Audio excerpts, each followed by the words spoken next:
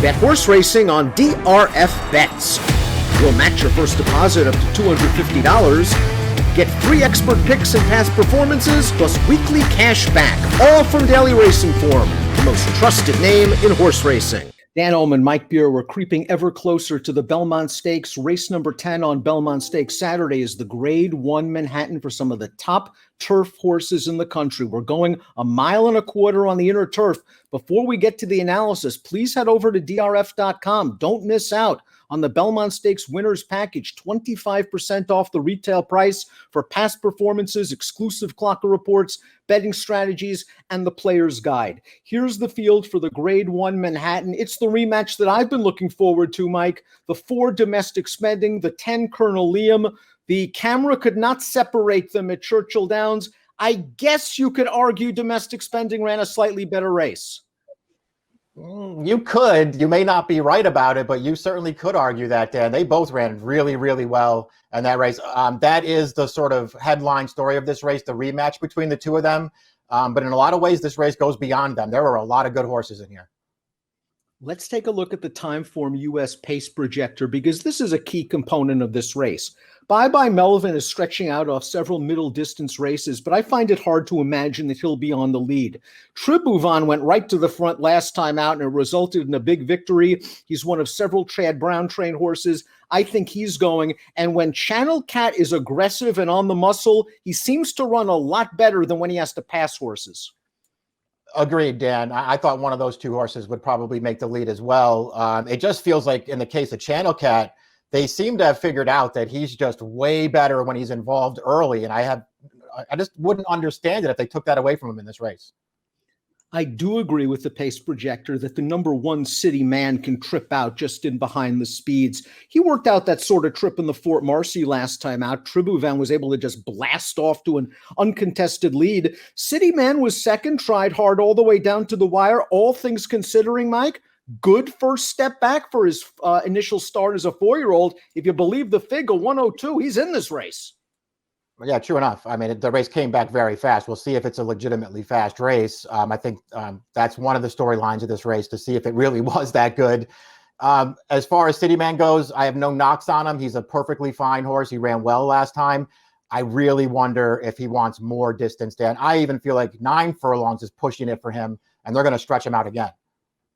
A wet course might help Bye Bye Melvin, who won the Saranac for 3-year-olds over a soft Saratoga sod. And Bye Bye Melvin last time out was one of those wise guy horses in the dinner party stakes at Pimlico. And it was a race where there just wasn't any pace. Some Like It Hot Brown controlled it. Bye Bye Melvin ran okay. He's now paired up 93 buyers. Those are his top figs, and he has to do better. Yeah, he has to take a huge step forward against this field. He's still relatively lightly raced, Dan, as a sort of newly turned 4-year-old, third off the layoff here. He could improve, but he's got to improve a lot. Master of Foxhounds has tactical speed going longer distances. It'll be interesting to see if he has to come from further out of it in a race like the Manhattan going 1.25 miles. Last time out, they cut him back to 1.1 1/8. Maybe it was sharp, but I think a lot of folks are going to say, hey, listen, he got exposed by Colonel Liam in Domestic Spending. Yeah, I mean, both of those things could certainly be legitimate ways to view the race, Dan. I mean, it does feel like, considering the trip that he got, because it didn't feel like he had any kind of real excuse in there, he just wasn't good enough to go with those horses when the real running started. On the other hand, they cut him back 3 furlongs in that race. That's a pretty big cutback in distance. So if you wanted to, take the positive view of this horse at 20-1 on the morning line, I mean, you could just say that more distance is better for this horse, and he did run very well going longer earlier this year. Domestic Spending kicks hard in the stretch. Let's go back to the Hollywood Derby of 2020. His final start as a 3-year-old. He didn't break very well in this race. He's far behind. He's got a lot of work to do. And watch this last 3/16 of a mile kick. Domestic Spending fires on home, and he ran big in that Turf Classic to dead heat with Colonel Liam. Wasn't a lot of pace in that race. Colonel Liam got the jump on him. Domestic Spending kind of in behind horses looking for a way to go. Got to the outside. It forced him onto his left lead, and he still got the dead heat. Very talented horse. Very talented, Dan, and he's proven that more distance is no problem for him. I mean, we'll see about the 1.25 miles now, but It's very rare to see horses finish the way that this horse finishes. Every one of his races, he flies through the stretch. And you're right about his Turf Classic, Dan. I mean, he didn't even really get fully clear until they were inside the 16th pole, and he still erased the deficit to get there. This horse has huge talent.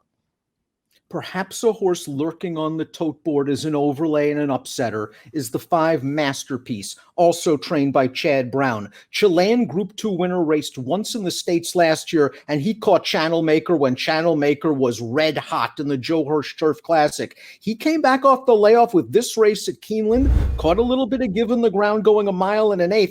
I thought all in all he's had a really nice trip off the speeds, but he has work to do, and he grinds this down. This is a horse that I think will have no problem with the extra furlong. I agree. I thought he ran well in this race. I know it's only an allowance race off the layoff, Dan, but he looked good in this race. He just always looked very happy to me, just sort of tanking along back off the pace.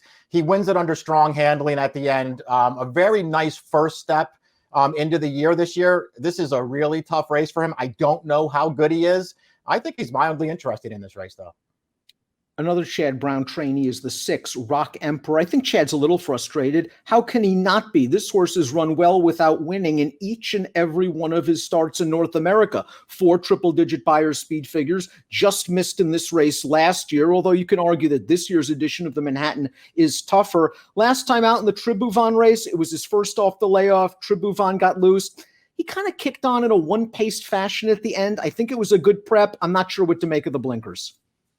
Yeah, I mean, I feel like that's maybe Chad's frustration coming out a little bit. This horse is now 0 for 8 since he got here 2 summers ago. He's run fine in some of those races, but boy, excuses are really hard to come by for him. And that goes double for this race last year, Dan. As you mentioned, that was probably a weaker field than this one. He had no excuse that day. Got to the lead in the stretch and got gunned down.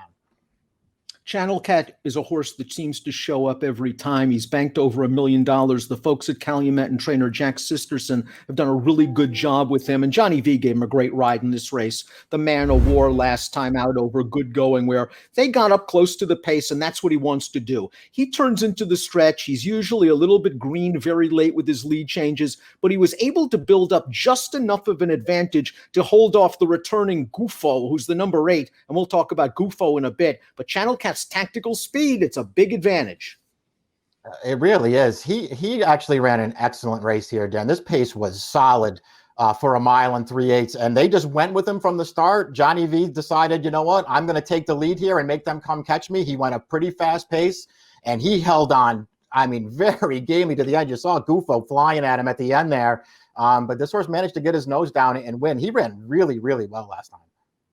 Tribhuvan returned off of a long layoff last time out in the Fort Marcy. It was his first race since the 4th of July, his first race as a gelding, and you could be forgiven looking at the past performance and say, hey, he's the rabbit for Rock Emperor. Well, sometimes rabbits don't come back. Let's watch Tribhuvan at 10-1 or so in the Fort Marcy, a 5-horse field. He went to the front. He carved out legitimate fractions. You see on the outside Rock Emperor, he's just not making up any ground. City Man is trying hard, but he might be feeling the effects of the layoff. Chad had Tribhuvan ready to run. Kudos to the connections. Yeah, they had him ready to run. They gave him the right ride in this race to just go to the front against a field that was a little bit suspect, Dan, behind him. Let's be honest. It was not a very strong field. And he got the right ride and took advantage a little bit. He ran a very fast race. I guess if he runs another one like that, he could be tough against this field. The real problem with him now is, and he was a little underrated going into that race, by the way, Dan. He had run well in his only 2 starts where he actually finished last year after he got over here.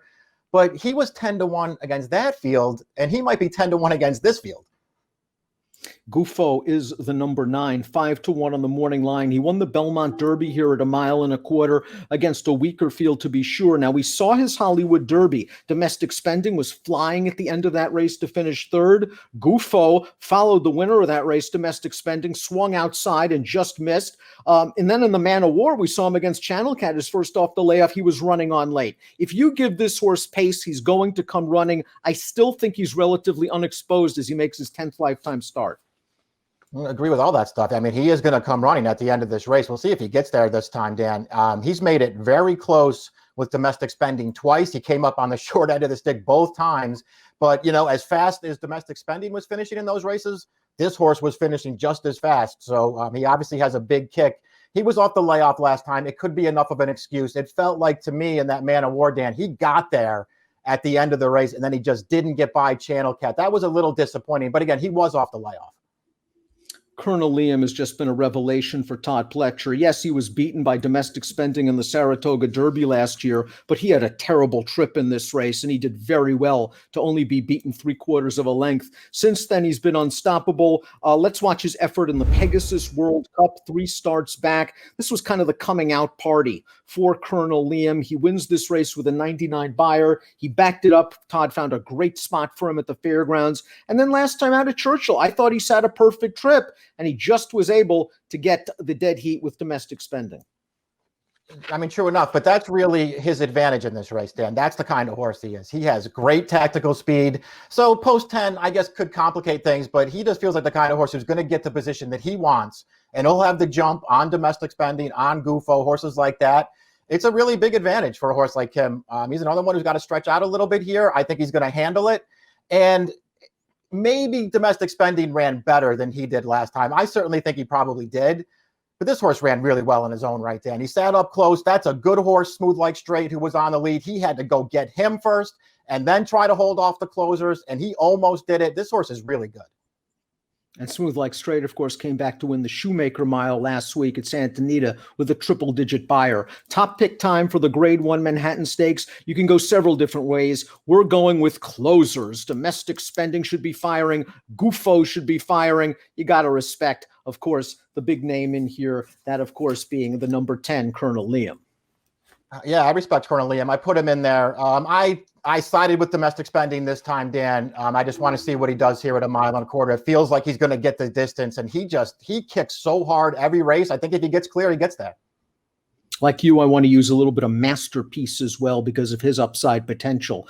4, 5, 10, and 9 for Mike. 9, 5, 8, and 4 for me. The Grade 1 Manhattan Stakes. It's a sensational race as we creep closer to the Belmont. Good luck.